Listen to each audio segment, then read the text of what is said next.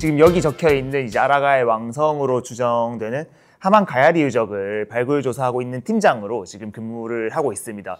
아라가에 대해 좀 간단하게 설명을 해야 가야리 유적에 대해 설명을 좀 드릴 수가 있을 것 같은데, 이게 뭐냐면은 지금 맨 중간에 있는 게 여러분들 다들 잘 아시는 하만 마리산고 공군입니다. 기본적으로 아라가야는 이제 남쪽으로는 마산의 진동만 일대를 항구로서 사용을 하고 있었고, 그 위쪽으로 올라가서 이제 마산 그리고 이제 창원의 절반을 가로지르는 이제 선을 지나서 그 위쪽에 칠원을 포괄하고, 북쪽으로는 이제 낙동강 일부 북쪽에 있는 의령 일대까지 포괄하고 있는 이제 가야의 이제 국 중에 하나라고 추정을 하고 있습니다. 지금 하만 가야리 유적 같은 경우에는 지금 저희 연구소에서 아라가의 왕성으로 비정을 해서 발굴 조사를 진행을 하고 있습니다. 그래서 발굴 조사를 진행하면 항상 하는 게 이 유적과 관련된 문헌 기록이 있는지를 가장 먼저 찾아보는 일을 하는데, 찾아봤을 때 일단 저희가 지금까지 찾은 바로는 이제 가장 오래된 기록이 이겁니다. 이제 1857년 함주지라는 이제 지방에 대한 이제 여러 가지 민속이나 지리나 이런 걸 한 지방지가 있는데, 한강 정구 선생님이라는 분이 쓰신 이제 읍지에 해당합니다. 지금 이 원문을 그대로 따서 번역한 건데, 읽어보면 백사리 부존정의 북쪽에 옛나라의 터가 있는데 둘레가 1606척이다. 흙으로 쌓은 터는 지금도 안연하다. 그래서 전해오는 말에 가야국의 옛터로 전한다 라고 있는데, 이런 걸로 봤을 때 아마 지금 여기서 비정하는 백사리 부존정의 북쪽에 해당하는 일부 부분이 이제 가야국의 옛터로서 조선시대까지 계속 전해졌던 걸 알 수 있습니다. 그리고 중요한 포인트 중에 하나가 바로 흙으로 쌓은 터라는 부분인데, 현재 하만 가야리 유적을 발굴 조사했을 때 토성, 그러니까 흙을 쌓아서 만든 성으로 이제 알려져 있습니다. 그러니까 아마 여기 있는 문헌 기록이랑 일맥상통하는 모습에 해당하는 걸 볼 수 있어요. 지금 이 조선시대에 계속 이러한 인식이 있었던 걸로 추정이 되는데, 지금 여기 고국기 라는 부분이 있습니다. 한자는 저보다 아마 더 잘 아시는 분들이 많을 테니까 그냥 간단하게 설명하면, 풀었으면 이제 옛나라의 터라는 부분이 있는 걸로 추정이 되죠. 여기 있는 이 부분이 아마 하만 가야리 유적에 해당하고, 그리고 그 밑에 있는 가야 고성 같은 부분은 지금 현재의 성산산성으로 추정을 하고 있습니다. 이제 이마니시 류라는 도쿄대 출신의 이제 고고학자 한 명이 이제 하만군 일대 전체의 사적을 다 조사를 하면서 이제 고속조사 보고서 하만군 편이라는 걸 쓰게 됩니다. 그래서 이게 1917년에 조사를 해서 1920년에 이 책이 나오게 되는데, 조선총독부에서 그때 만든 지도 중 하나를 제가 찾아봤습니다. 지금 보시면은 여기 가야왕궁지 견치도라는 부분이 있는데, 여기가 어디냐면 이제 하만 가야리 유적이 둘러가는 성에 해당하고, 그리고 여기 일대가 전 왕궁지라고 써져 있는데, 지금 여기 일대가 어디냐면 지금의 작은 가야읍 일대에 해당합니다. 즉 이런 걸 봤을 때 이제 일제강점기 당시에도 이 일대 자체가 이제 아라가야에서도 굉장히 중요한 부분 중 하나였을 걸로 추정이 되고 있고, 그렇기 때문에 이제 이마니시류도 이 일대를 조사를 했던 것 같은데, 실제로 이제 하만군 편이랑 이제 관련된 유리건판 사진이라고 있습니다. 그러니까 일제강점기 때는 지금처럼 사진 기술이 좋지 않기 때문에 유리건판이라는 판을 두고 이제 사진을 찍어서 인화를 시키기 때문에 유리건판 사진이라고 부르는 건데요. 그러니까 그 사진들을 찾아보면 지금 여기 있는 가야리 능선 부분들을 이제 찍은 사진들이 굉장히 많이 보이고 있습니다. 어떤 의도에서 찍었는지 정확히는 알 수 없지만 아무래도 이 일대가 중요한 포인트가 아니었을까 생각을 하면서 많은 사진들을 남겼을 걸로 추정을 하고 있는 부분인데요. 특히 이제 유리건판 사진 중에 여기 초석이 출토되었다고 알려진 부분이 있습니다. 그래서 여기 위치를 저희가 찾아서 비정을 해봤을 때, 이런 능선의 배치랑 이런 것들을 고려해서 찾아봤을 때 지금 작은 가야동 일대에서 약간 튀어나온 지금 이쪽 구름끝 일부분에 해당하는데, 여기는 지금 민가가 들어서 있습니다. 이제 사시는 분이 계시기 때문에 조사를 할 수는 없는 상황이라 이 초석의 정체를 저희가 밝히지는 못한 상황이고, 그리고 이제 아무래도 초석이 출토되었다고 하기는 하는데, 가야 같은 경우에는 이제 초석을 그리 건물지에 잘 쓰지 않습니다. 그렇기 때문에 이 초석이 있었다고 하더라도 초석이 아니던가, 아니면 이제 가야의 건물지가 아니었을 가능성도 조금 있습니다. 왜냐하면 저희 현장에서 조선시대 우물 같은 것도 확인이 되고 있거든요. 지금 이제 가야리 유적에 대한 조사 기여를 전부 다 한번 정리를 해봤는데, 보시면은 이제 함주지에 언급되고, 그 이후 이마니시 류에 의해 이제 고적조사 보고에서 보고가 된 이후로 이제 한동안 보고가 거의 이루어지지 않다가 이제 저희 연구소랑 창원대학교 박물관, 저희 연구소가 옛날엔 창원문화재연구소였습니다. 이름이 한번 바뀌었습니다. 창원대학교 박물관, 이제 이 두 개의 기관이 함께해서 이제 아라가야 문화권 유적 정밀 지표 조사를 한 적이 있습니다. 이때 이제 하만군 일대에도 유적을 싹 다 조사를 했는데, 이제 그때 아마 큰가야동 일대가 뭐 토성지가 아닌가라는 식으로 비정이 된 바가 있고, 그 이후에도 이제 짜잘한 지표 조사 같은 것들이 이루어지다가 약간 2008년에 좀 의민 조사가 한번 이루어졌는데, 가야리 제방 유적이라는 게 발견됐습니다.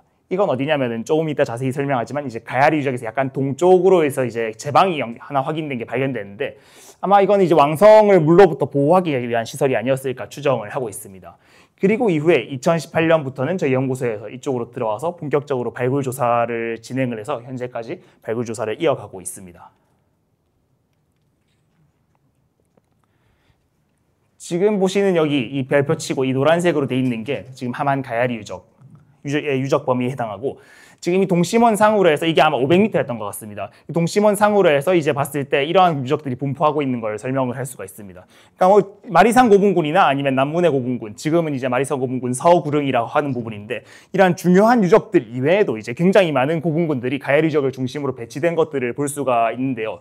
지금 여기가 작은 가야동 일대입니다. 그래서 아까 말씀드렸던 뭐 이만희시 류라든가 아니면은 그 함주제 이제 정구 선생님께서 이제 비정해뒀던 이제 옛 국가의 터, 그러니까 왕궁치의 터 위치가 아마 이 범위로 추정을 하고 있습니다.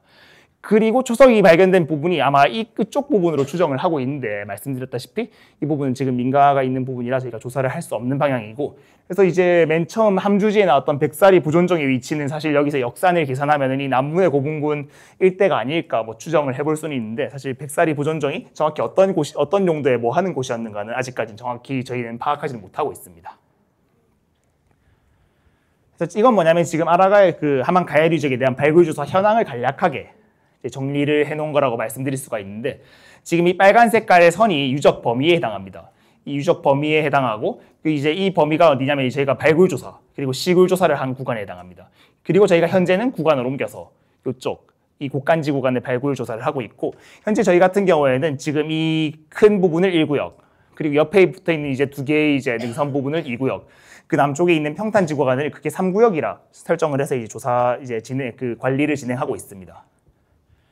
그리고 중간에 이게 뭐냐면은 이 점선으로 가고 있는데 이게 아마 성벽의 진행 방향으로 추정하고 있습니다. 그러니까 저희가 이제 항공 라이더라는 측량 기술이 있는데 이게 뭐냐면 이제 3D 스캔처럼 이제 항공기 같은 걸 쏴가지고 항공기에서 뭔가 음파 같은 걸 쏴가지고 일대를 전체 스캔을 해서 이제 작업을 하는 기술인데 항공 라이더를 진행하면은 이제 지형 자료만 남기고 그 위에 있는 나무나 이런 것들은 싹 제거를 해버릴 수 있습니다. 그 3D 데이터 상으로. 그래서 이 데이터 상으로 이제 나무 같은 것들을 싹 제거를 해봤을 때 뭔가 이제 약간 도드라지는 부분이 있었는데 아마 그 부분이 성벽 라인이 아닐까 추정을 했었고 이제 실제 이렇게 시굴 조사를 하니까 그 부분들의 성벽이 확인됐습니다.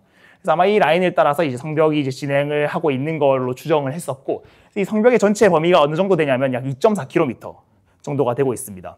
이 범위는 어느 정도냐면 이제 신라 경주의 수도인 신라 월성 다들 들어보셨죠? 예. 신라 월성이 2.4km 정도 범위에 해당합니다. 그리고 이제 다른 이제 공산성이나 이제 이런 지역 같은 경우에도 2.4km 정도에 해당하고, 약간 풍납토성 같은 경우가 예외적으로 뭐 3.9km인가 4.0km로 조금 더 큰 편에 해당합니다. 아까 이게 여기 라이더 자료가 있었네요. 지금 아까 말씀드린 라이더 자료가 이런 식으로 이제 등고선 데이터가 나타나게 되는데 이걸 좀 더 확대를 해보면은 이런 부분에 이제 돌출부들, 그러니까 성벽으로 추정된 돌출부들이 확인이 됩니다. 그래서 이런 걸 통해서 이제 여기에 이제 뭐 그 성벽이 지나갔다는 걸 추정을 할 수 있게 얘기를 해주고 있고, 저희가 이 부분 같은 경우에는 이제 저희 조사 구역도를 좀 표시를 한 건데 이게 아까 말씀드렸던 이제 시발굴 조사 구간이고 여기 2018년 그쯤에 조사를 했었습니다. 그리고 이것 같은 경우에는 이제 2023년부터 저희가 지금 발굴 조사를 하고 있는 구간에 해당하고요. 그리고 이거는 뭐냐면 지금 저희가 있는 하만박물관일 때도 그렇고 위쪽에 있는 가야리적에 관련된 침수 관련 자료들이 있어서 제가 한번 찾아봤습니다. 그러니까 그 경신년 대홍수라 해서 일제강점기에 굉장히 홍수가 크게 온 적이 한 번 있다는 문헌 기록이 옛날 기록이 있었는데 이제 그때 전국적으로 이제 강들이 전부 다 범람해서 홍수 피해를 입었습니다. 이때 홍수 피해를 입은 범위 같은 것들이나 피해 액수나 이제 홍수량이나 이런 것들을 이제 산출한 책이 있는데 그게 여기 조선총독부에서 발간했던 조선의 홍수라는 책이거든요. 그리고 이 자료를 찾다 보니까 이제 함안군과 관련된 침수 자료도 있는 걸 저희가 볼 수 있었습니다. 여기가 어디냐면 함안 가야리 유적 을 중심으로 해서 그 일대에 해당하는 홍수 피해 자료를 이제 표시한 이제 지도를 저희가 그대로 스캔을 해서 온 건데 지금 아마 배치상 여기가 하만 가야리 유적, 그리고 여기가 하만 마리산 고분군, 그리고 동구릉, 여기가 남문해라고 아까 설명드렸던 서구릉, 이 세 가지가 배치된 걸 볼 수가 있습니다. 그리고 이 라인이 뭐냐면 이게 물로 인해서 전부 침수된 라인에 해당해요. 그러니까 물이 지금 보면은 이제 굉장히 크게 홍수가 쳤을 때 이 라인까지, 즉 성벽 앞쪽까지 전부 다 이제 침수가 됐다는 걸 의미를 하고 있습니다.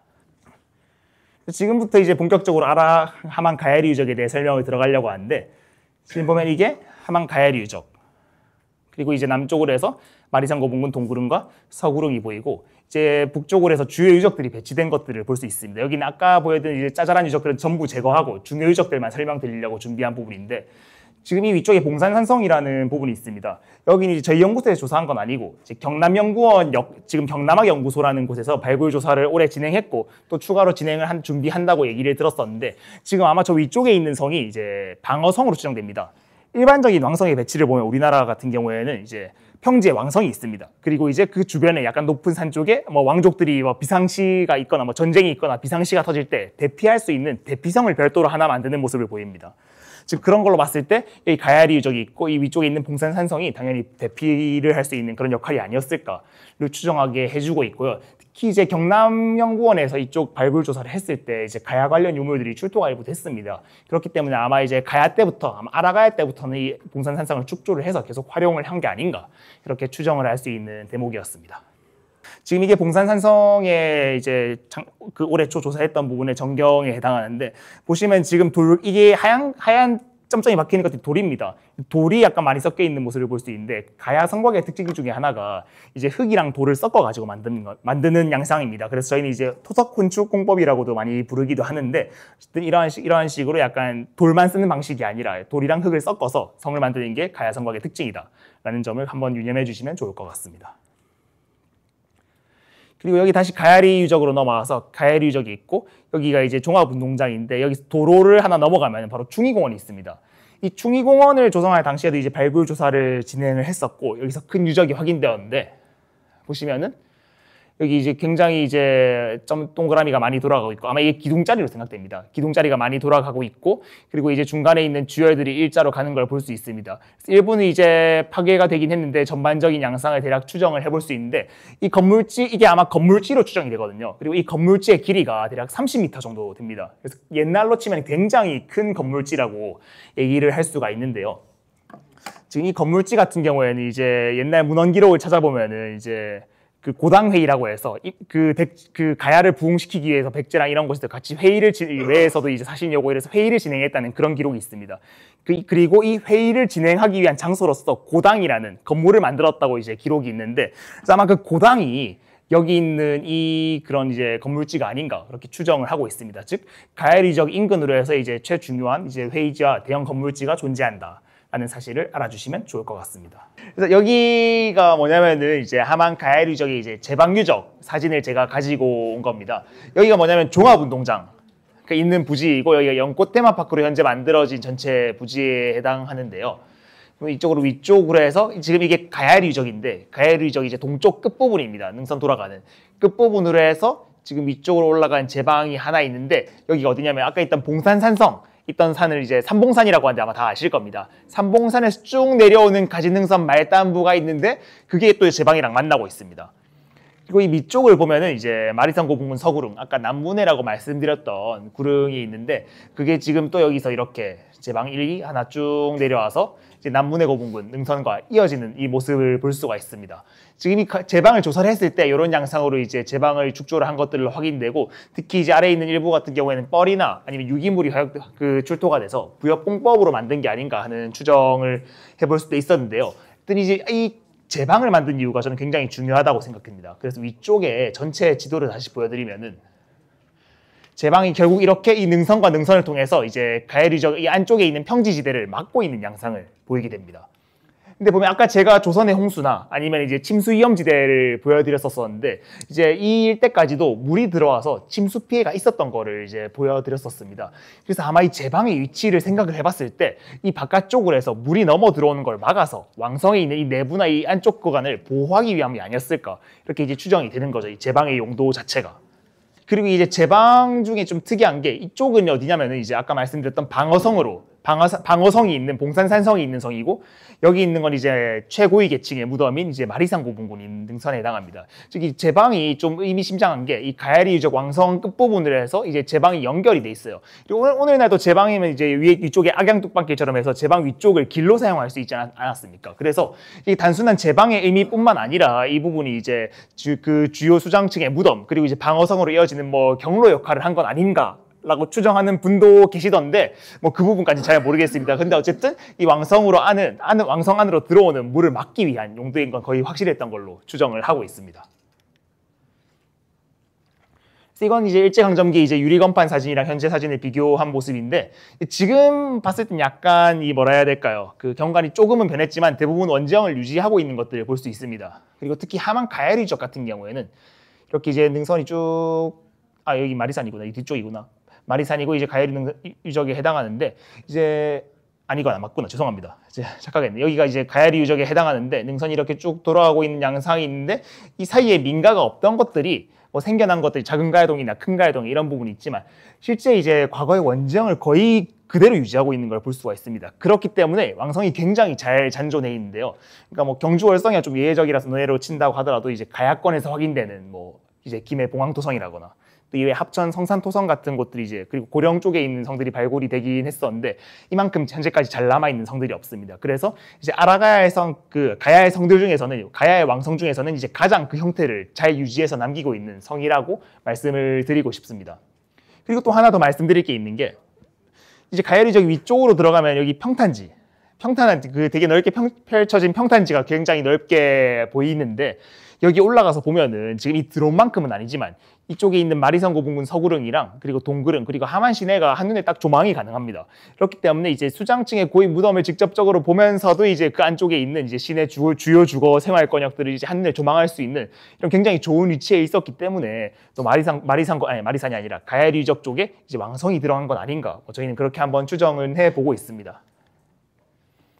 이건 약간 반대 방향에서 찍은 건데 그러니까 이쪽이 저희 조사 구간에 해당하고 이제 옛날 사진은 이 능선 어딘가 위쪽에 약간 튀어나온 이제 부분에 올라가서 이제 봉산 산성을 찍은 것 같은.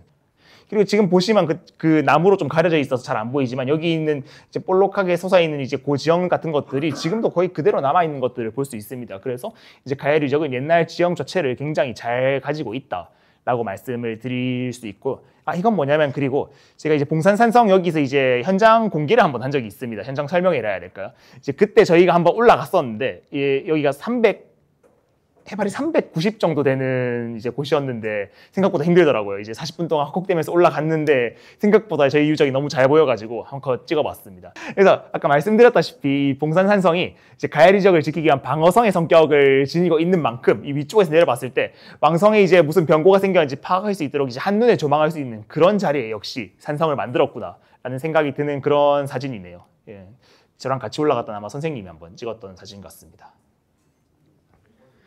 이건 뭐냐면 저희가 이제 드론을 종종 띄어 사진 촬영을 하는 편인데 이제 드론을 띄어서 이 가야리 유적의 일대 이제 전체 영상을 한번 준비를 해봤습니다. 이게 아까 말씀드린 이제 옛날 조선시대부터 일제강점기까지 가야왕궁으로 추정되었던 작은 가야동 그리고 이쪽이 이제 큰 가야동에 해당하고 이제 위쪽에 남문의 고분군이라 있는 거 봐서 사실 여기가 이렇게 끊어져 있지 않습니까? 여기도 아마 뭔가 문제 같은 게 있었던 건 아닌가 뭐 추정할 수 있게 되고 있는데 사실 여기는 이제 사람들이 지금까지 살고 계신 부분이라서 저희가 조사를 하긴 어렵고 그래서 이제 북쪽으로 들어오게 된 것도 있습니다. 그럼 지금부터는 이제 2018년부터 지금까지 어떤 조사를 했고 어떤 선거가 있었는지 한번 좀 설명을 드리고 싶은데요. 말씀드렸다시피 2018년 같은 경우에는 이 구역에 있는 이 범위 일대를 조사를 했습니다.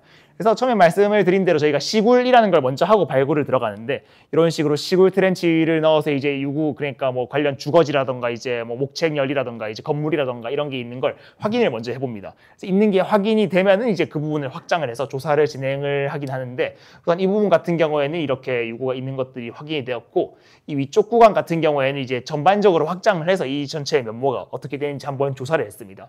여기는 2018년부터 22년인가 1년까지 한 3, 4년 정도 조사를 진행을 했었는데요. 이 전체 전경은 다음과 같은데 사실 이렇게 보면 잘 안 보이실 거라서 저희가 확대 컷을 하나 더 준비를 해왔습니다. 이게 2018년 조사했던 구간의 이제 전체 모습이라고 말씀드릴 수가 있을 것 같은데 지금 위쪽에 있는 이 쫑쫑쫑쫑 가는 이제 구멍 동그라미들 있지 않습니까? 이게 다 나무를 박았던 자리입니다.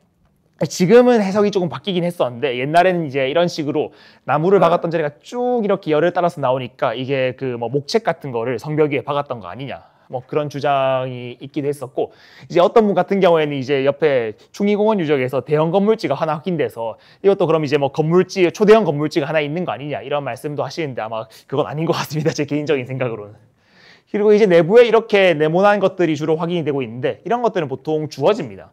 그러니까 옛날 사람들이 생활했던 이제 집이라고 말씀을 드릴 수가 있을 것 같은데 역시 성벽 위에 이제 집 같은 거나 이제 건물을 지어서 사람이 살았던 걸 볼 수가 있었고 사실 이 건물이나 집들의 성격을 파악하는 것들이 굉장히 중요한데 특히 일부 건물지에서는 이제 갑옷편이나 뭐 화살촉이나 이런 것들이 나와서 역시 아마 이 성벽 위쪽이면 주둔하는 병사들이 이제 임시로 거처하는 곳이 아니었을까 뭐 그렇게 추정을 해볼 수 있기도 합니다. 이런 부뚜막 시설 이 확인이 되는 경우도 있는데 부뚜막은 다들 아시죠? 이제 옛날에 요리를 하는 그런 공간이었는데 이제 보면 이제 돌 같은 것들로 이제 연기가 지나갈 수 있는 통로랑 이제 이렇게 토기 같은 끓일 수 있는 그릇들을 거치할 수 있는 공간들을 만들어 두는 부분들이 보이고 있습니다. 그리고 이건 뭐냐면 조금 특이한 사례에 해당하는데 여러분들 다들 그 빙고는 들어보셨나요? 빙고? 석빙고. 예. 그러니까 돌로 만들면 석빙고고 이제 흙으로 만들면 토빙고가 되는데 이게 이 파로수열 건물지가 확실하진 않은데 아마 빙고가 아닌가 추정을 하고 있습니다. 그래서 일반적으로 이제 빙고가 어떤 구조를 가지냐면 이렇게 이제 방형이든 원형이든 이제 이렇게 형태를 파둔 다음에 이제 물이 빠지면서 배수를 해서 온도를 최대한 유지를 하기 위해서 이렇게 주거지나 건물지 안쪽에 이렇게 배수로를 파놓는 모습을 볼 수 있습니다. 이런 것들이 이제 조선 시대에는 이제 석빙고가 주로 관찰되니까 이제 그 이전 시대 뭐 고려나 이제 삼국시대 같은 경우에 이런 흙으로 만든 빙고 시설에서 주로 보이는 특징이고 특히 최근에는 그 백제의 그 부여 부소산성인가? 정확한 위치는 기억이 안 나는데 그쪽에서도 이와 유사한 형태의 빙고 시설이 확인이 된 바 있습니다. 사실 빙고는 결국은 이제 뭐 얼음을 뭐 만들어서 먹거나 얼음을 유지시켜서 이제 여름에 먹거나 아니면 이제 좀 생각보다 찬 저온으로 이제 음식물들을 계속 보관하기 위한 공간에 해당하는데 아무래도 이런 빙고 같은 시설들은 이제 삼국시대의 환경을 고려했을 때 이제 일반인들이 거의 사용할 수 없는 용도가 아닌가 생각이 되고 역시 가야리 유적이 이제 위쪽에서 이런 것들이 확인된 걸로 봤을 때는 가야리 유적이 최상위층이 거주하는 이제 왕성일 가능성을 좀 높여주는 게 아닌가 추정을 하고 있습니다. 어쨌든 이게 건물의 외곽선에 해당하고 보시면 이게 돌로 뭔가를 만들어 놓은 걸 볼 수가 있습니다. 이게 뭐냐면 온돌 시설. 해당하는데 우리나라 같은 경우에는 남해안 지역에서 그러니까 기원전 3세기나 2세기 정도부터 이런 돌로 만든 온돌 시설이 확인되어서 이제 흙으로 바뀌기도 하고 돌을 사용하기도 하는 양상이 계속 보이고 있습니다. 그래서 이 내부에서 이런 부분이 내부의 이런 부분에서 이제 불을 떼게 되면은 이제 오늘날 온돌이랑 똑같이 그 연기가 이제 그 고래라는 이 돌 라인을 따라 가지고 통과를 하면서 최소한으로라도 이제 따뜻하게 이 방 내부를 답해주는 그런 구조를 가지고 있는 것이 특징에 해당하고 역시 이제 가야리 지역에서도 이런 좀 특징적인 뭐 온돌 시설이 확인됐다. 그리고 이게 지금까지 계속 조사하고 있는 곡간지 구간에 해당하는데 여기는 좀 부연 설명을 먼저 드리자면은 이제 이 성벽 전체에서 가장 낮은 지점에 해당합니다. 아까랑 반대죠. 여긴 가장 높은 지점이었고 반대로 여긴 가장 낮은 지점에 해당하는데 여기가 위치상 가장 낮다 보니까 물이 굉장히 많이 보입니다.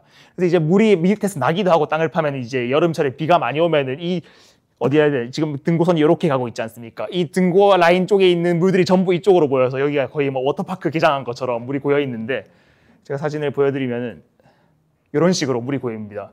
여기 깊이가 지금 여기 바닥에서부터 완전 바닥까지 깊이가 한 2.5m, 3m 정도 되거든요. 그 깊이인데 물이 가득 차 있습니다. 거기 양수기를 저희가 이게 다 양수기 호수인데 양수기를 2개, 3개까지 여기 돌리는데 이제 물이 안 빠지더라고요. 여기서 이제 발굴조사한 주요 성과는 크게 3개라고 말씀드릴 수 있을 것 같습니다. 일단 이 가야리 토성을 어떤 식으로 축조했는지 전모를 좀 밝혔다는 점.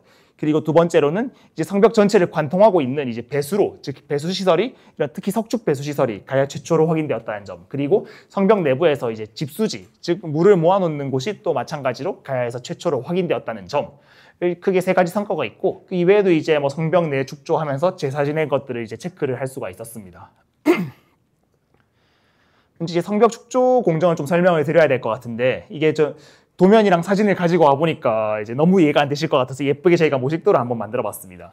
이게 현재까지 남아있는 성벽의 높이에 해당하고 이게 뭐냐면 이제 키 170cm에 이제 사람 모형을 저희가 하나를 세워놨는데 즉 이 사람이랑 대비했을 때 이 전체 성벽이 얼마나 크게 남아있는지를 보여주는 장치라고 생각해 주시면 될 것 같습니다. 그러니까 가야리 토성은 이제 흔히 말하는 판축 토성. 판축이란 뭐냐면 지금 여기 보이는 것처럼 이게 이제 이런 기둥들을 막습니다. 즉 고정목이라고 부르는데 이런 기둥들을 네 귀퉁이에 막고 그리고 이제 협판이랑 횡장목이라는 이제 나무판들을 주변에 둘러가지고 이제 이 공간을 전부 다 막은 다음에 그 안쪽에 다른 물성이 다른 흙을 켜켜이 쌓습니다. 켜켜이 쌓으면서 이거를 다져가지고 지금 여기 보이는 것처럼 약간 평행한 흔적들이 나타나게 되는데 이걸 지속적으로 다져가면서 붙여서 만든 걸 바로 판축토성 이라고 부릅니다. 이건 아마 이제 백제권에서 특히 풍납도성에서 주로 보이는 기술이라서 아마 가야도 신라는 아니고 백제권에서 좀 영향을 받은 기술이 아닌가 저는 추정을 해보고 있는데, 그래서 축조 순서를 말씀드리면 1차적으로 이제 기저부에 뭔가 정지를 하고 이제 기둥을 박습니다. 판축을 하기 위한 기둥을 박은 다음에 이렇게 다져서 판축 성벽을 이렇게 높게 축조를 합니다. 지금 현재 잔존 높이가 바닥에서 봤을 때 4m 정도 되거든요. 그래서 처음에 만들었을 때 성벽 높이는 최소한 4m 정도는 되지 않았나 일단 추정을 해보고 있습니다. 그리고 그 바깥쪽이랑 안쪽으로 이제 내성벽이랑 외성벽을 붙이는데, 토성 같은 경우에 일반적으로 이제 성벽을 그냥 딱 만드는 게 아니라 석성처럼 안쪽이랑 바깥쪽으로 지지할 수 있는 성벽들을 붙여주게 됩니다. 그렇게 만들어지는 게 여기 있는 외벽 1차, 내벽 1차에 해당하는데, 제가 아까 말씀드렸다시피 여기는 물이 굉장히 많이 차는 지역입니다. 그래서 이제 이렇게 물이 주변 지역에 있는 이 물들이 계속 쓸려 들어오게 되면은 주변에 있는 태적물들, 예를 들어서 유기물이라던가 흙이라던가 이런 것들이 물과 함께 이쪽으로 같이 내려오게 됩니다. 계속적으로 지속적으로 태적물이 쌓이는 모습을 보이고 있는데, 저희가 토층 단면상에서 봤을 때 이런 이제 유기물층 그리고 이런 유수태적, 그러니까 물로 인한 퇴적층들이 굉장히 두껍게 있는 걸 확인할 수 있었습니다. 즉 내벽 1차가 붙는 지점에서 이렇게 유수퇴적들이 이제 물에 의한 퇴적층들이 굉장히 크게 붙는 걸 볼 수 있는데, 이로 인해서 이제 성벽 내부의 생활면이 점점 상승하면서 이 내성벽 1차가 기능을 좀 못하게 된 것 같습니다. 그것 때문에 이걸 좀 보완을 하려고 내벽 2차를 해서 이제 보수를 한 것 같고, 이제 그 과정에서 이제 외벽도 같이 붙인 것 같습니다. 외벽도 같이 이렇게 보수를 한 모습이 보이는데, 이게 뭐냐면은 약간 흙을 약간 제방처럼 이렇게 볼록 솟아오게 쌓아서 이 사이, 이 성벽 끝이랑 이 제방 같은 토재 사이를 이제 흙을 채워 넣는 방식으로 좀 편하게 흙을 축조해서 만든 게 아닌가, 성벽을 그렇게 추정을 하고 있습니다. 그리고 이제 내벽 2차를 축조하고 나서 이제 보수를 하고 나서 이제 어느 시점인가 다시 물이 계속 차서 올라가니까 내벽 3차를 이제 보수를 하게 되는데, 이와 동시에 바깥쪽도 함께 외벽 3차를 보수하게 됩니다. 근데 이 사진을 보면 아시겠지만 이게 성벽이 기능이 맞나 싶을 정도로 상당히 경사도가 완만한 모습을 보이고 있는데, 아마 가야 사람들도 이런 걸 좀 의식했던 것 같습니다. 이런 걸 의식을 해서 방어를 보강하기 위해서 이렇게 굴착을 한 번 더 해서 위쪽으로 성벽을 한 단계 더 올린 것 같습니다. 그래서 정확히 얼마나 올라갔는지는 알 수는 없지만 아마 그래도 기존 성벽이 4m 올라갔으니까 여기도 4m 정도 올라갔을 가능성이 있지 않나 라고 추정을 하고 있는데, 지금 여기는 이제 기둥을 박았던 이 흔적 밖에 남아 있지 않아서 정확하게 위쪽에 이제 4차로 올린 채성벽 증축의 현장은 이제 어느 정도 되는지 좀 알기는 어려운 상황입니다. 그래서 지금 봤을 때 이게 성벽의 전모에 해당하는데, 이렇게 중심으로 돌아가는 게 판축성벽. 이 판축성벽 같은 경우에는 이제 폭이 5.5m로 이제 일반적인 판축성벽보다 꽤 넓은 편에 해당합니다. 그리고 이제 외벽 쪽에 붙는 성벽이랑 내벽 쪽에 붙는 성벽을 해서 총 12m, 즉 총 24m로 해서 이 전체 성벽 길이를 합치면 대략 30m의 폭이 되는 굉장히 큰 성벽에 해당합니다. 그래서 이게 아까 제가 보여드렸던 이제 모식도를 실제 사진들을 연결시켜서 만든 것들인데, 아마 이건 좀 보기는 어려우실 것 같아서 차근차근 하나씩 설명을 드리도록 하겠습니다. 지금 이 파란색으로 하얀색으로 직각으로 떨어지는 이 부분이 이제 판축 성벽을 만든 부분이고, 이 바깥쪽이 일단 외벽 1차를 붙인 부분에 해당합니다. 그리고 이 유수퇴적층이 이렇게 나중에 더 설명을 드릴 건데, 유수퇴적층이 이 뒤쪽으로 들어오면서 이제 내벽 2차, 3차가 올라가는 모습을 보이는데, 지금 아까 제가 설명드렸다시피 외벽 3차가 경사도가 굉장히 완만하다고 말씀드렸습니다. 지금 보면 이 외벽 3차의 이제 최종 경계 라인인데, 뭐 경사도가 없는 건 아니지만 그렇다 해도 이제 못 올라갈 정도는 아닐 정도의 굉장히 완만한 경사도를 보이고 있거든요. 이 뒤에 있는 것들은 전부 뒤에 퇴적된 층들이기 때문에 성벽과 관계가 없는 층들입니다. 그래서 이 라인을 기준으로 했을 때 생각보다 제 사견입니다. 이제 공식적인 의견 아니고 제 사견인데, 좀 방어적인 이제 기능이 좀 떨어지는 것 같습니다. 외벽 3차까지 나왔을 때. 그렇기 때문에 이렇게 이제 또 굴착을 해서 나무 기둥을 이렇게 하나 더 박아가지고 그 위쪽에 성벽을 한 단 더 올려버린 게 아닌가, 뭐 그렇게 추정을 하고 있습니다. 지금까지는. 그리고 이게 말씀드렸던 아까 이제 흙으로 제방 같은 걸 쌓아서 이제 그 사이에 성벽을 채워 넣는 방식으로 성토를 한 게 아닌가 하는 그 증거 자료들이라고 말씀을 드리고 있습니다. 그리고 보면 특이한 게 하나가 확인됐는데, 지금 이게 성벽이 지나가는 라인에 해당하고 성벽 바깥쪽에 이렇게 돌이랑 점토를 붙인 부분이 있습니다. 이 부분에서 말뼈가 출토되었는데, 이게 말뼈가 출토된 사진에 해당합니다. 말의 이제 아래쪽 턱뼈랑 이제 중수골이라 하는 이제 손등 쪽에 있는 뼈가 확인이 됐는데, 이걸 어떻게 아냐면은 이제 제가 뼈 전공이라서 이제 보자마자 바로 알 수 있습니다. 그리고 그 아래쪽으로 해서 지금 나무가 확인되고 있습니다. 근데 이거 나무 자세히 보시면은 그냥 나무가 아니라 가공을 완벽하게 해서 이제 구멍을 뚫어서 뭔가 결구해서 만들 수 있도록 해두었습니다. 그래서 이 사실 여기도 성격이 명확하게 파악이 되지 않았습니다. 그래서 이 뒤쪽까지 전부 빨간색 라인을 확장을 해서 이 나무가 어떤 식으로 이어지는지 봐야지 이 시설들이 뭔지를 알 수 있을 것 같은데, 어쨌든 성벽 축조하는 과정에서 뭔가 이제 결구된 나무를 설치한 시설이 있었다 정도로 지금은 얘기를 할 수가 있을 것 같습니다. 그리고 성벽 안쪽의 양상을 좀 설명드리려고 하는데, 성벽 안쪽에서 이제 생활용 토기들이 일부 출토가 되고 있습니다. 그래서 아마 이제 가야리 성벽 안쪽에서도 사람이 확실히 살았을 거로 추정은 하고 있는데, 특히 이제 이 지점에서 이제 이 토기 2점이 출토되었습니다. 근데 출토 맥락이 일반적이지가 않아서 제가 따로 이건 정리를 해둔 상태인데, 보시면은 이 단경호 하나는 이제 정치를 한 상태로 돼 있고, 이거는 이제 넘어져 있긴 하지만 거의 완형으로 해서 횡치된 상태로 얹어진 상태를 볼 수가 있습니다. 그리고 봤을 때 이게 내벽, 아까 보였던 이제 2차 성벽을 만드는 과정에서 이 토기들이 들어간 것 같은데, 이걸 이제 특별히 이제 이걸 넣기 위해 굴착이나 그런 걸 하지 않고 이 토기들을 얹은 상태에서 그대로 흙을 부어 넣은 것 같습니다. 그러니까 성벽 축조 과정에서 얘들을 두고 제사를 지낸 다음에 성벽을 만든 게 아닌가, 뭐 그렇게 생각되는 부분이기도 하고, 여기 있는 이 토기 같은 경우에는 이제 전달린 토기 내지는 이제 뭐 한자로는 부형 토기라고 부르는 토기들이 해당하는데, 보시면 여기 있는 이제 전 때문에 이제 전달린 토기라고 부르고 있습니다. 이게 뭐냐면은 여러분 옛날에 부뚜막이나 아궁이 같은 거 쓰지 않습니까? 그 부뚜막 끝부분에 이제 저 전을 걸어가지고 사용할 수 있도록 만든 것에 해당하고, 실제 이 토기가 출토된 사례는 이제 가야 문화권 전체에서 5개밖에 없습니다. 근데 굉장히 희귀한 유물 중에 하나가 이제 지금 하만 가야리 지역에서 출토되었다고 말씀을 드리고 싶고, 특히 이제 이런 이제 전달린 토기가 제사용으로 발견된 사례는 아마 처음인 것 같습니다. 가야 문화권에서. 지금 보시면 이게 하만 가야리 지역에서 출토된 것이고, 이게 창원이나 이제 김해에서 출토된 이제 이런 부형토기의 사진을 가지고 왔는데, 지금 보시면 형태가 약간 다른 걸 볼 수 있습니다. 그래서 창원, 김해 쪽은 약간 폭이 넓고 뚱뚱한 모습을 보이는 반면에 이건 훨씬 더 이제 세장하고 약간 갸름한 모습을 보이고 있는데, 이렇게 조금 더 이런 식인 이제 4세기에 해당하는 제가 아까 말씀드렸던 863박스의 토기가마가 나왔던 그 우거리 토기가마에서도 이런 조금 크기는 조금 더 크지만 비슷한 형태의 이런 토기가 출토되었습니다. 그래서 아마 그 한 100년 정도 전부터는 이제 이런 식의 생활용 부형 토기를 만들어서 하만 사람들이 계속 썼고, 그런 형태적 전통이 계속 이어져서 가야리 왕성에서도 반영이 되고 있는 게 아닌가 추정을 하고 있습니다.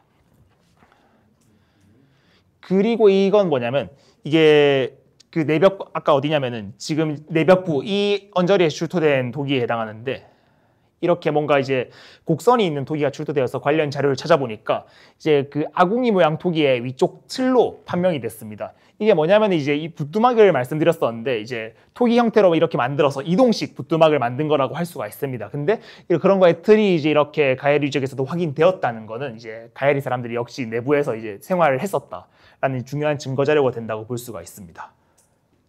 그리고 이게 제가 아까 말씀드린 반대쪽 단면 부분에 해당하는 건데, 보시면 이쪽 같은 경우에는 이제 물에 의한 침식 퇴적이 굉장히 잘 확인이 되고 있습니다.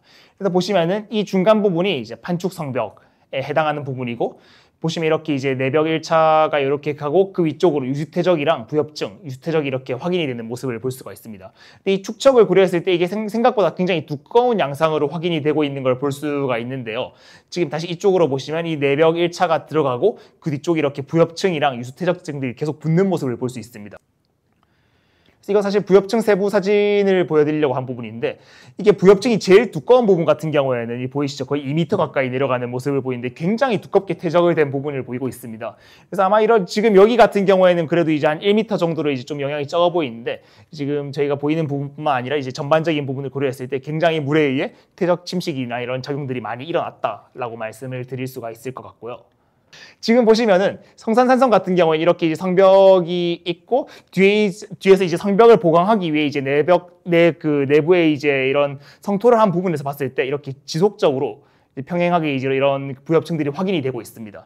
근데 하만 가야리 유적 같은 경우에는 이거랑은 좀 다른 양상을 보이고 있는데, 지금 이것도 이제 성산산성의 사례이고, 즉 보면 이제 돌 뒤쪽으로 해서 이제 커팅한 흔적과 함께 이렇게 같이 붙는 양상들이 보이고 있는 반면에, 가야리 유적 같은 경우에는 이렇게 이제 성벽을 깨고 그 다음에 이제 위 뒤쪽으로 계속 퇴적을 들어간 모습을 보이고, 그리고 이 부엽층의 퇴적 양상도 정형하지 않은 모습을 보입니다. 즉 이제 여기는 굉장히 이제 일정하게 두꺼운 이제 부엽층들이 이제 인위적으로 깔았다고 이제 해석할 수 있는 이런 그림이 보이는 반면에, 여기는 이제 약간 뭔가 자연적으로 퇴적된 듯한 이제 부정형한 양상을 보이고 있거든요. 그렇기 때문에 일단 저희 조사단 내부에서는 일단 이거는 이제 인공층이 아니라 자연층이 아닌가 아닌가라고 보고 있습니다. 근데 또 이제 나중에 자문을 받고 전문가들이 한번 보고 갔을 때 아니라고 하면은 좀 바뀔 가능성도 있기는 합니다. 일단 지금까지의 정리사항은 뭐 이 정도가 될 것 같네요. 그리고 이거는 뭐냐면 이제 아까 저희가 횡장목이랑 협판이란 부분을 말씀드렸습니다. 근데 사실 우리나라에서 이렇게 협판이 나온 사례가 거의 없어요. 근데 하만 가야리 유적에서는 이게 확인이 되어서 제가 가지고 왔습니다.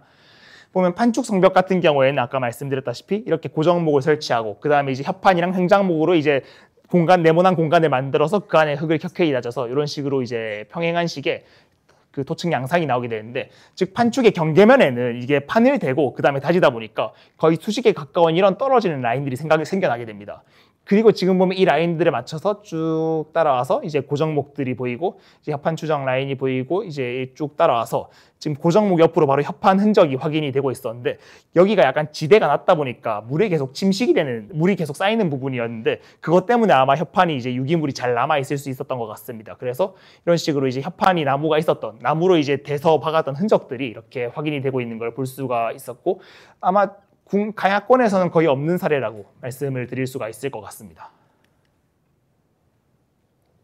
네, 그 다음으로는 이제 배수시설에 대한 부분인데, 이 배수시설 같은 경우에는 이제 석축에서는 이제 이런 석성에서는 석축 배수시설이 확인되고 있지만 토성에서는 그다지 많이 확인이 되지는 않는 것 같습니다. 우리나라에서 다른 출토 사례를 찾아보면 이제 백제권에 또 말이 빨라지네요. 죄송합니다. 부여 부소산성이라는 이제 산성에서 확인된 바가 있는데, 지금 현재 여기 보이는 이 가야리 배수로만큼의 이제 대규모 배수로는 아니라고 말씀을 드릴 수가 있습니다. 그래서 굉장히 큰 규모에 해당하고 또 가야 문화권에서는 최초로 확인된 배수로라는 점에서 큰 의의가 있습니다. 총 3개의 배수 시설이 확인됐는데 맨 밑에 있는 1호 배수로, 그리고 인공구, 그리고 상부 배수로 3개로 나눠집니다. 먼저 1호 배수로부터 설명드리겠습니다. 이건 어려우니까 넘어갈게요. 지금 보시면은 저희가 이제 조사하는 구간 내부에 이제 성벽 아래쪽을 이제 제토를 하는 과정에서 돌들이 식별되어서 배수로의 존재를 알 수가 있었습니다. 현재 이게 성벽 전체의 맨 아래에 있다 보니까 이 배수로가 정확히 어떤 양상을 하는지는 알 수가 없습니다. 그렇지만 내부에 저희가 뭐 이거 어떻게 찍은 거냐면 저희 그냥 휴대폰 카메라 반대로 넣어가지고 사진 찍은 건데, 라이트 켜서 찍어봤을 때 지금 이렇게 이제 암거시계 위쪽에 천장을 막아두고 이제 돌도 굉장히 정연하게 잘 치석해서 다듬은 모습을 볼 수 있었는데, 이걸 보니 이제 학계 전문가들이 굉장히 많이 놀라셨습니다. 와, 아라가에 이런 기술이 있었냐고 해서. 어쨌든 굉장히 고난이도의 기술로 이런 이제 치석을 해서 정연하게 배수로를 만든 걸 볼 수가 있었고, 폭이 대략 40cm 정도로 이제 좁은 편에 해당합니다. 그리고 이 중요한 게 이 배수로 같은 경우에는 어느 방향으로 가는지를 찾을 필요가 있어서 저희가 내시경 팀을 따로 불러서 내시경을 넣어봤어요. 근데 이제 중간에 흙 같은 걸로 막혀 있는지 갑자기 내시경이 가다가 어느 순간 저희 쪽으로 돌아와 있더라고요. 그래서 아마 내시경 조사는 안 될 것 같다고 해서 일단은 보류는 한 상태이고, 이제 최종적으로는 이 배수로도 언젠가 조사를 해야 되지라고 생각을 하고 있습니다. 그리고 이 배수로와 관련해서 이 배수로의 기원이나 아니면 제가 기원이 어디인가, 그리고 이제 저희가 영향을 준 데가 있는가, 그리고 이제 배수로 위에 이제 배수로가 이제 배수를 어떤 식으로 했고 또 이제 위쪽의 성벽과 어떤 관계를 가지고 있는가, 이런 것들을 좀 많이 찾아봤었는데, 이걸 찾아봤을 때 이제 일본에 출장을 저희가 올해 한 4월 정도에 갔다 왔었는데 재밌는 자료를 하나 찾을 수가 있었습니다. 그러니까 여기 큰 나무가 있는데, 이게 뭐냐면 이제 미즈키라는 일본 큐슈에 있는 성의 이제 배수시설이에요. 그 배수시설에 있는 밑에 목판 부지에 해당하는데, 사진으로 봤을 때 이쪽에 해당하는 부분입니다.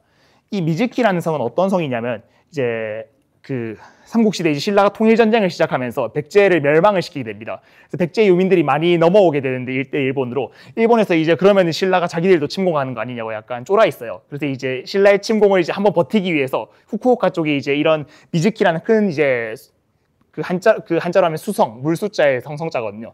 그래서 어쨌든 미즈키라는 이제 큰 성을 하나 만들게 되는데, 이 성을 조사를 했을 때 이제 나무로 된 큰 배수로가 나와서 이게 아마 백제와 관련된 기술이 아니냐, 뭐 이런 얘기가 있어서 저희가 관련 자료를 한번 가지고 와봤습니다.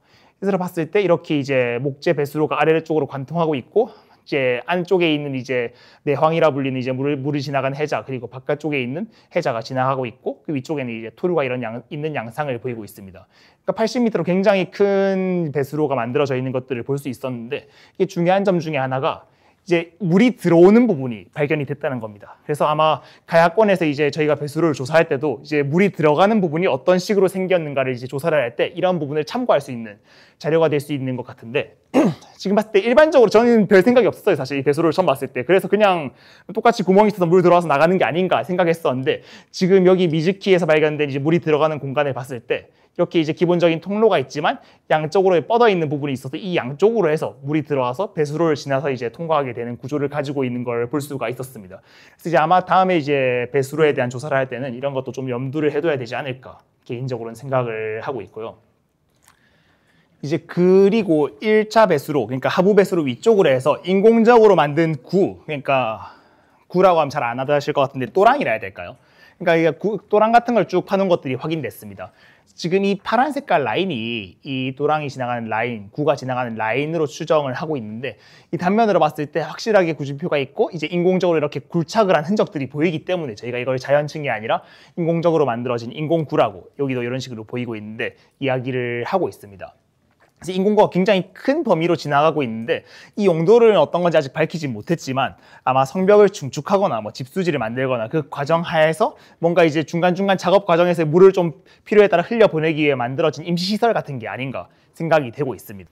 그리고 좀 특이한 게 뭐냐면 여기 이제 이쪽 지점에 해당하는데 구 내부에서 이런 식으로 나무들이 주도됐습니다. 근데 이 나무가 그냥 나무들이 아니라 동그랗게 깎은 상태에서 이 끝부분이 뾰족해요. 그러니까 끝부분을 약간 바닥에 박은 말목 형태로 이제 뾰족하게 깎아놓은 것들을 볼 수가 있습니다. 그리고 그것들이 이렇게 이제 어느 정도 부채꼴의 범위를 형성하면서 박혀있는 모습을 볼 수가 있었는데 저희가 아마 확실하진 않고 소설이긴 한데 추정하기로는 그 배수로 그러니까 이 인공적인 구를 이제 폐기하는 과정에서 이제 메우기 위해서 이제 아래 계속 구의 유기물이나 이제 토사물들이 떠내려올 거 아닙니까? 그것들을 인위적으로 막기 위해서 이런 이제 말목 같은 것들을 설치하지 않았나. 그래서 이제 이게 감당하지 못할 만큼 쌓이니까 이게 눌리면서 점점 이런 식으로 이제 말목이 넘어져서 이런 식의 부채꼴 형태로 이제 남아 있는 거 아닌가 뭐 추정은 해보고 있습니다.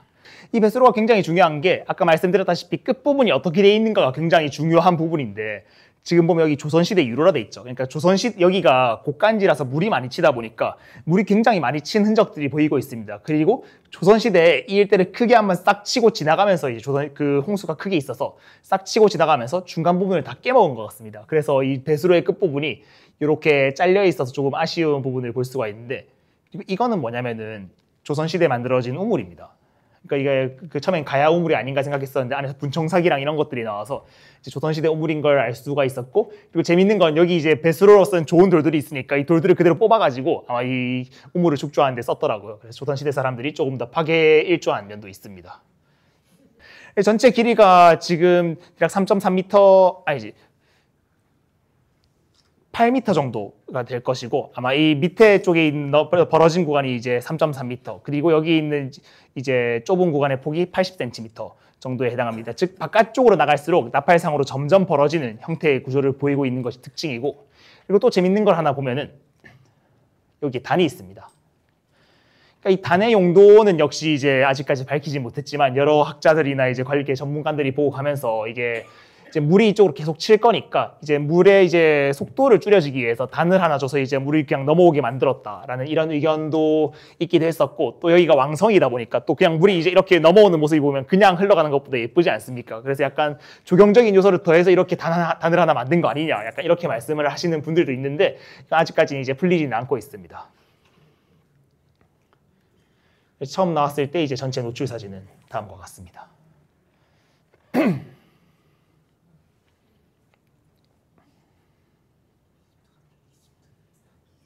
굉장히 범위가 넓죠. 그 다음으로 집수지에 해당하는데 이 규모를 봤을 때 이제 직경 10m에 해당합니다. 그래서 생각보다 굉장히 큰 규모의 원형 집수지에 해당을 하고 있고 보시면 가장 중요한 포인트가 여기서 이 라인을 기준으로 돌이 바뀝니다.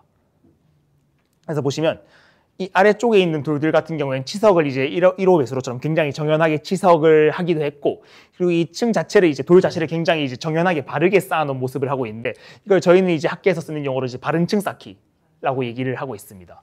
그리고 이 경계로 이 위쪽을 봤을 때 이 돌들이 뭐 치석된 돌들도 있긴 하지만 약간 정연하지 않은 둥글둥글한 돌들도 함께 들어가 있고 약간 그 뭐 속된 말로 대충 쌓은 것 같은 약간 느낌을 좀 주는 부분이 있죠. 이 아래쪽 부분보다는.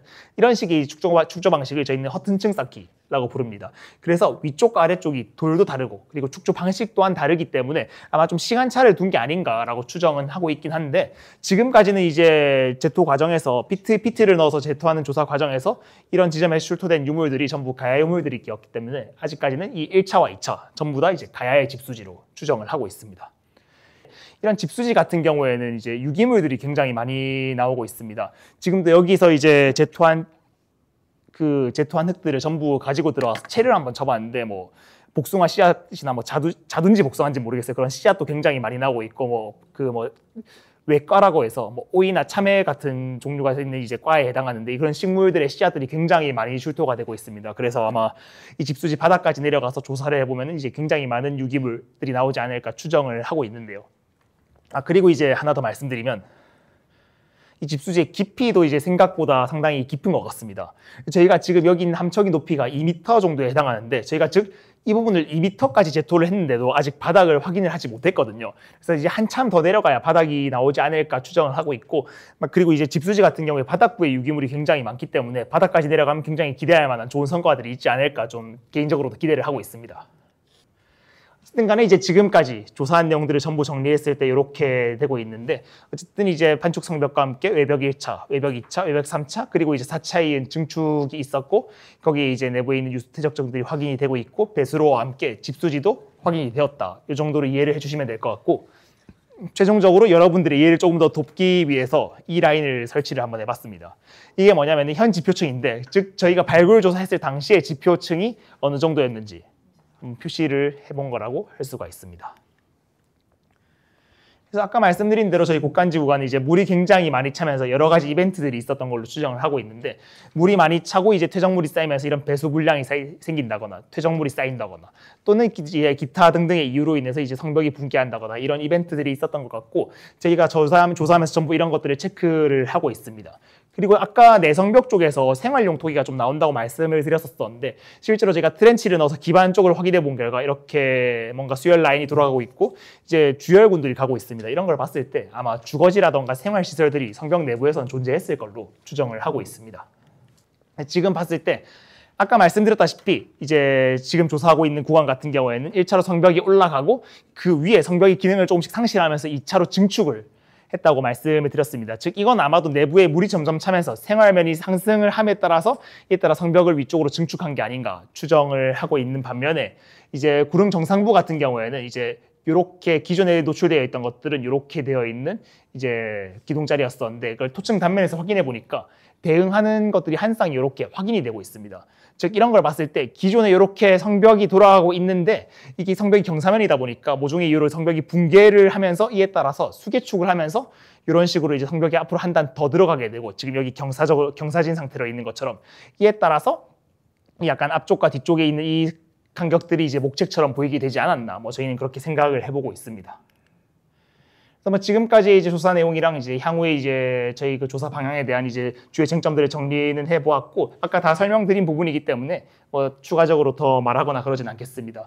지금까지 이제 했던 이제 강의를 좀 마치려고 하고 있고, 이제 좀 빠른 얘기로 말씀드렸지만 잘 들어주셔서 감사합니다.